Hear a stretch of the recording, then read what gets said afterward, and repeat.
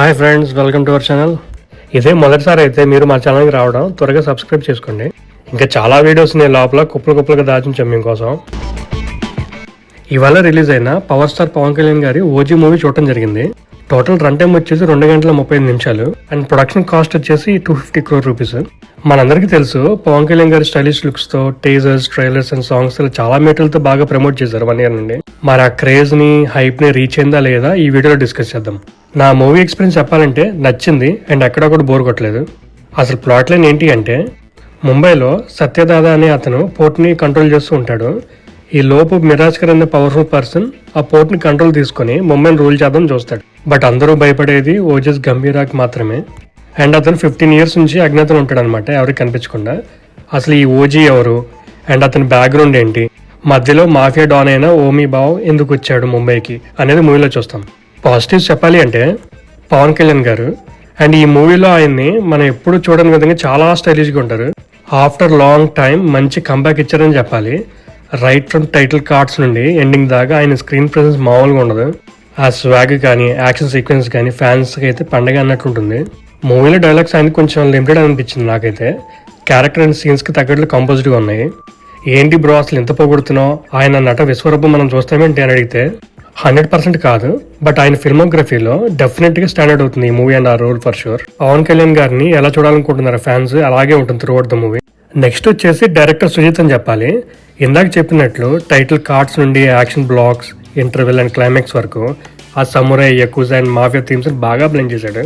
అతను డైరెక్ట్ చేసిన 2 movies బాగుంటాయి. ముఖ్యంగా చెప్పాలి అంటే సాహో తీసుకుంటే ఆ టైట్ స్క్రీన్ ప్లే కానీ ట్విస్ట్ అండ్ టర్న్స్ కానీ కొంచెం డిఫరెంట్గా ఉంటుంది అన్ని మూవీస్తో కంపేర్ చేస్తే.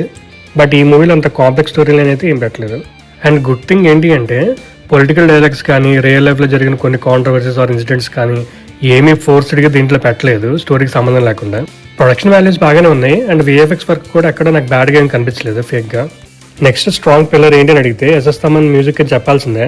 బ్యాక్గ్రౌండ్ స్కోర్ అయితే మామూలుగా ఉండదు, అసలు ఫుల్ ర్యాంపేజ్ మోడ్లో ఉన్నాడు. గూస్ బంప్ స్టఫ్లా ఉంటుంది అండ్ సాంగ్స్ పెద్దగా ఏమి లేవు, ఉన్న 1 or 2 సాంగ్స్ కూడా బాగున్నాయి స్క్రీన్ మీద. ఎలివేషన్ సీన్స్కి చాలా బాగా ఇచ్చాడని చెప్పాలి బ్యాక్గ్రౌండ్ స్కోర్. విలన్గా చేసిన ఇమ్రాన్ హాష్మి కూడా బాగానే యాక్ట్ చేశాడు, డీసెంట్ పర్ఫార్మెన్స్ అని చెప్పొచ్చు. మిగతా యాక్టర్స్ లైక్ ప్రియాంక మోహన్, శ్రియా రెడ్డి, ప్రకాష్ రాజ్, అర్జున్ దాస్ చాలా మంది ఉన్నారు. వాళ్ళ రోల్స్లో వాళ్ళు బాగానే యాక్ట్ చేశారు. Cinematography work by Ravi K Chandran and Manoj Paramahamsa బాగుంది. విజువల్స్ చాలా రిచ్గా ఉంటాయి అనమాట, బాగుంటాయి కూడా. అండ్ ఆ 90s టైం పీరియడ్కి బాగా సెట్ అయ్యాయి. యాక్షన్ స్టంట్ కొరియోగ్రాఫర్స్గా చాలా మంది చేసినట్టున్నారు. నాకు తెలిసినంత వరకు మెయిన్గా పీటర్ హెయిన్ ప్రైమరీ అనుకుంటా. యాక్షన్ బ్లాక్స్ ఆల్మోస్ట్ అన్నీ వర్కౌట్ అయ్యని చెప్పాలి. ఇంట్రడక్షన్ కానీ, ఇంటర్వెల్ సీన్స్ కానీ, క్లైమాక్స్ కానీ చాలా స్టైలిష్గా ఉంటాయి. నెగిటివ్స్ చెప్పాలి అంటే స్టోరీ కొంచెం ఫెమిలియర్ లైన్స్లోనే వెళ్తూ ఉంటుంది, like Panja and other mafia based movies లాగా. అంటే ఎలాగంటే ప్రెడిక్టబిలిటీకి స్కోప్ ఉంది బాగానే. ట్రైలర్ చూసినప్పుడే మనకు అర్థమవుతుంది ఎలా ఉండబోతుందని. టైట్ స్క్రీన్ ప్లే కొన్ని ట్విస్ట్ పెట్టుంటే బ్లాక్ బస్టర్ అయ్యే ఛాన్స్ ఉండేవి. రన్ టైం కొంచెం ఎక్కువ అనిపించింది అండ్ చాలా సీన్స్ రిపిటేటివ్గా ఉన్నాయి. ఫర్ ఎగ్జాంపుల్ ఓజీకి క్లోజ్గా ఉండే మనుషులు కానీ ఆర్ ఫ్యామిలీ మెంబర్స్ కానీ విలన్స్ ఎప్పుడైతే కిడ్నాప్ చేసి వార్నింగ్స్ ఇస్తారో అలాంటి సీన్స్ చాలా చోట్ల ఉంటాయి. ఎడిటింగ్ చేసింది నవీన్ మూలి అంట. వర్క్ బాగానే ఉంది బట్ ఇంకొంచెం బెటర్గా ఉండొచ్చు.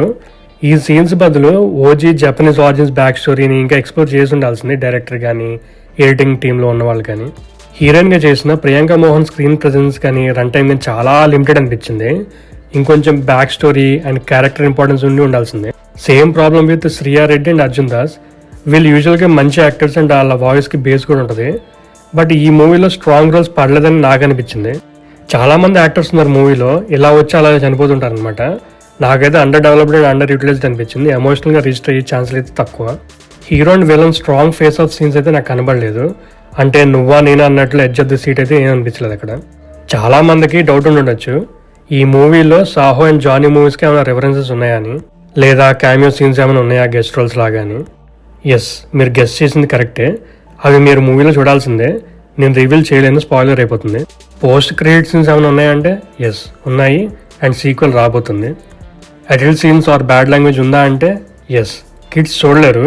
ఆ బ్లడ్ అండ్ యాక్షన్ సీన్స్కి చాలా వైలెన్స్ ఉందన్నమాట. ఇదంతా కాదు బ్రో, అసలు మూవీ చూడొచ్చా లేదా అంటే మీకు గనక మాఫియా, సమురై, యకుజా ఇలాంటి థీమ్స్ మీద స్టైలిష్ యాక్షన్ డ్రామా ఇంట్రెస్ట్ ఉంటే పవన్ కళ్యాణ్ గారి కంబ్యాక్ కోసం వెయిట్ చేస్తే నచ్చుతుంది. అలా కాకుండా మేము మూవీ ఎక్స్పర్ట్స్ లాజిక్సే వెతుకుతాం మేము, ఎంత జరిగిన పోలీసుల దారేంటి, హీరో అంతమందిని ఎలా చంపగలడు etcetera. But KGF, John Wick, Pushpa లాంటి మూవీస్లో అయితే అస్సలు వెతకమని లాజిక్స్. అవి తోపు మూవీసే అని మీరు అనుకుంటే ఈ మూవీ నచ్చదు. ఈ వీడియోలో చెప్పింది కేవలం నా మూవీ ఎక్స్పీరియన్స్ మాత్రమే. Thanks for watching. Please like, share and subscribe to our channel. అంతేగాక మీ వాల్యుబుల్ సజెషన్స్ని కామెంట్ సెక్షన్లో మెన్షన్ చేయండి.